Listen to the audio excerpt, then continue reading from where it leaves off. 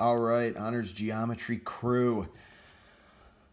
I'm recording this video to help you understand section 11.1, all right, which is space figures and cross sections. They also dabble a little bit into drawing nets again. Remember, we drew nets in chapter 1. All right, might have been one of the first things we did. But if you look at the picture of what I posted on the website, you'll notice that the notes include nets, but I kept cross sections off of the notes because I wanted to demonstrate it here on the paper. Okay. I also liked that they give you Euler's formula, all right, which is on page 689 of your textbook. It's the capital F plus V is equal to E plus 2, all right? So capital F plus V is equal to E plus 2. All right, faces plus vertices is equal to edges plus 2. All right, you can use this, all right, to verify certain amounts of faces, vertices, and edges. All right, now, this formula is used for 3D objects, 3D figures, okay? I love that they highlight this in the textbook, all right? That's this right in that key concept. I love that, all right? And then just like a little blurb at the top of 690, page 690, they're like, oh, hey, but if you have a two-dimensional figure, like a net, all right? Not a net like a lady, but a net, all right? They're like, well, then you have to use this formula instead. All right, so notice the difference here. If it's two-dimensional, you're only adding 1. With three-dimensional, you're adding 2 to your edges. I just love that they just kind of quick threw that in there real quickly at the top of 690. I mean, you could have overlooked that very easily. All right, but now that I've clarified that, we're all good to go. So let's do the first 3 problems like we've typically been doing on page 691. All right, in the lesson check problems. By the way, Kareem the Dream, I'm still waiting on my bagel. All right, so if you could toast that bagel, put some cream cheese on it, I'd really appreciate it. And JP Sheena, I just finished my my last orange juice that you got me, so I need one of those as well. So if you can take care of that, and I know that Trevor Lawrence in the back row there, I'm pretty sure that he's still waiting for his breakfast burrito. The way that coronavirus is getting around, yeah, you're probably not going to be getting that anytime soon. So I might have to make one of those breakfast burritos for you next year. All right, Mr. 96 MPH going to Clemson, big Clemson Tiger over there.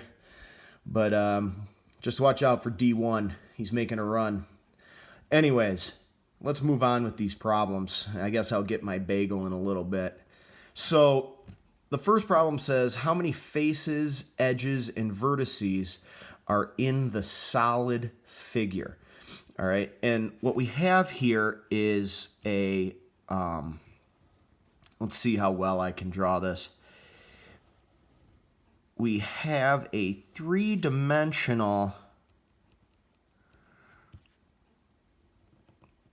pyramid, all right? It's laying on its side, though.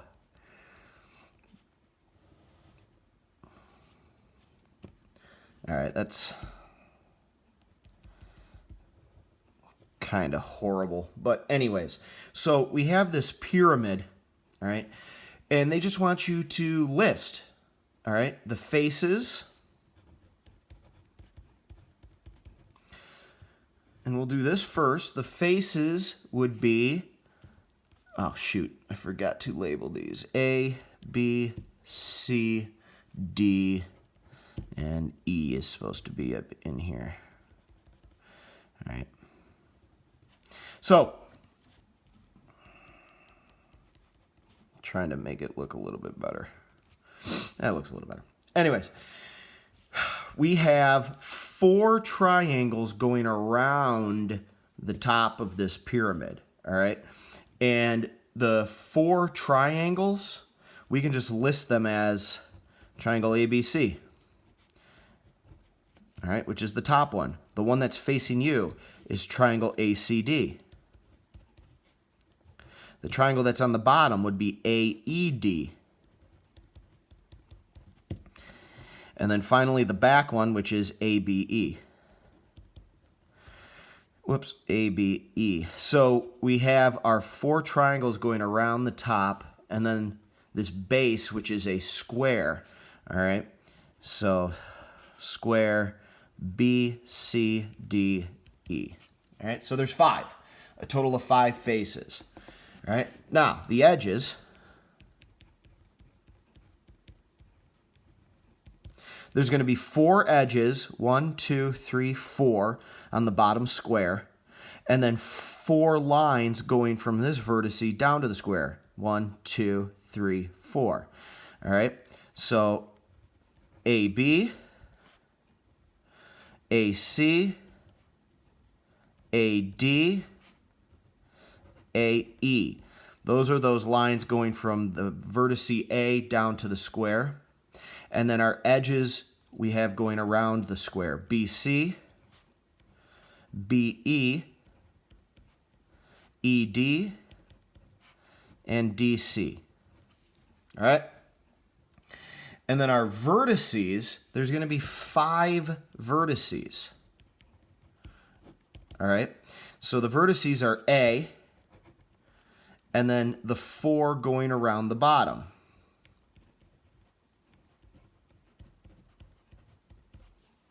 All right? So we listed them, we counted them, all right? 5, 8, 5. All right, so that was problem number 1. Problem number 2 says, what is a net for the solid in exercise 1? Okay? A net for the solid in exercise 1. Well, there's a bunch of different nets that you can draw for this. All right? A simple one, I would just draw a square, and then you peel off the triangles.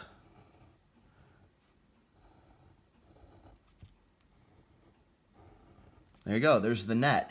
Now it says to verify Euler's formula for the net. Remember, this is 3-dimensional. This is 2-dimensional.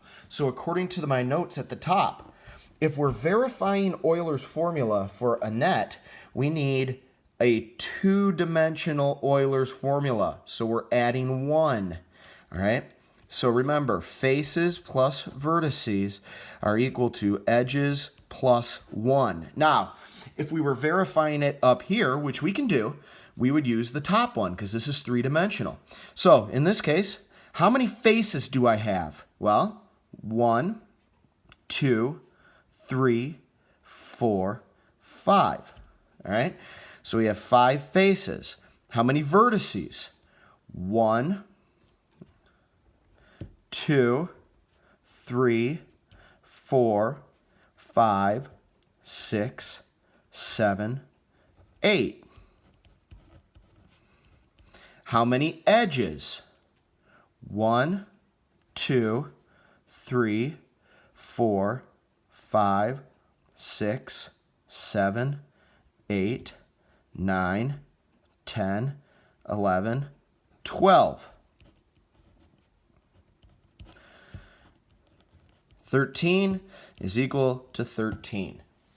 Now, if we were verifying it for this 3-dimensional figure up here, all right, remember, faces plus vertices is equal to E plus 2.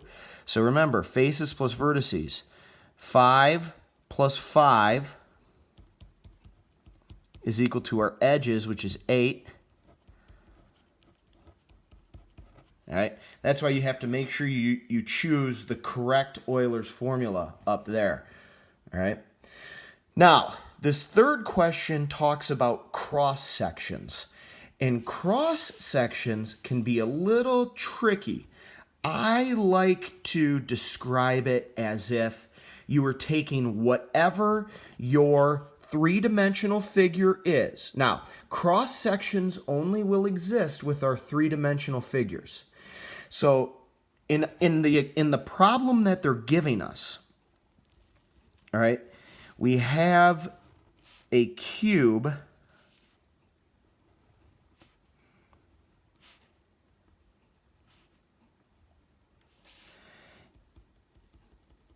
all right, I'm going to try to draw this a little bit better than that.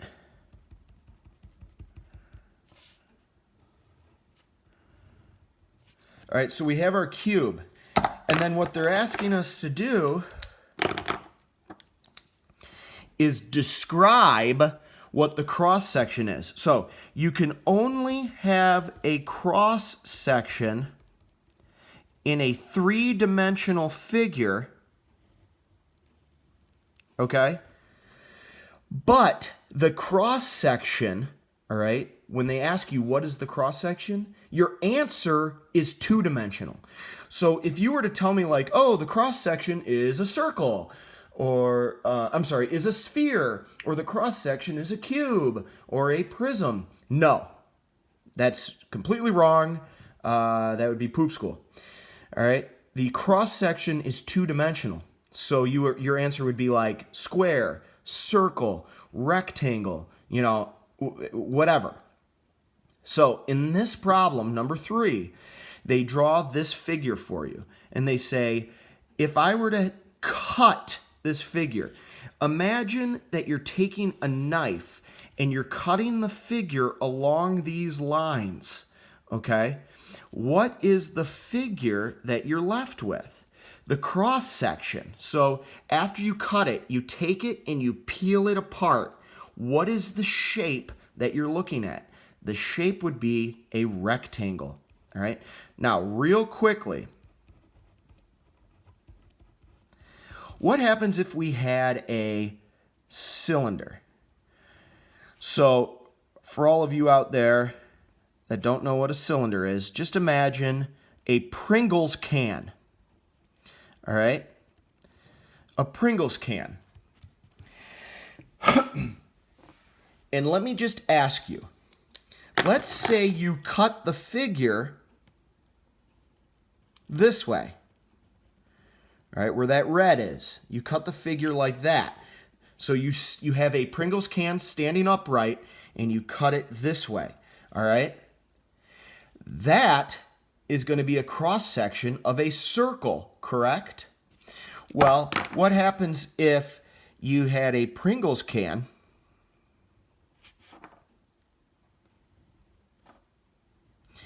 all right, so you got your Pringles can. And instead of cutting it this way, you cut it lengthwise. So your knife is going straight through here. All right. So instead of cutting it in half this way, you're cutting it in half straight up and down. Your cross section is going to be a rectangle. And I'm going to do one more. What happens if you have a pyramid?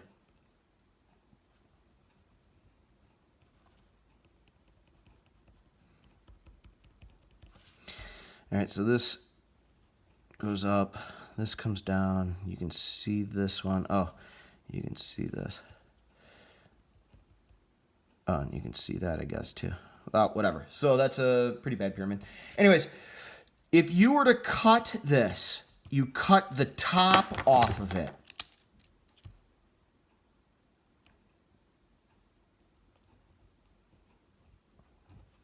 All right, you cut the peak off of this.